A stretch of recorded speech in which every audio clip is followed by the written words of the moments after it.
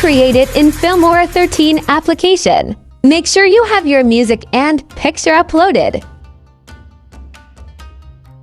Go to Mask, apply rectangle mask. Crop size in a way that 9 pictures are to be adjusted in one frame. Do this by making 8 copies of this picture and just like this.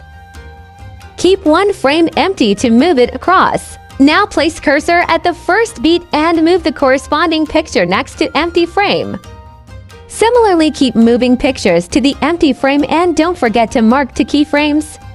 Like this, mark 1 keyframe at the starting point and another one when the new beat hits. Frames should be moved like this. And stop moving when the beat changes. Now split all the pictures. And delete the aftermaths. Keep the main picture only and undo the mask. Give any animation to this picture. And apply any sparking effect on it. This is how it should look like. That's all. Don't forget to subscribe, comment, and follow my channel for more tutorials.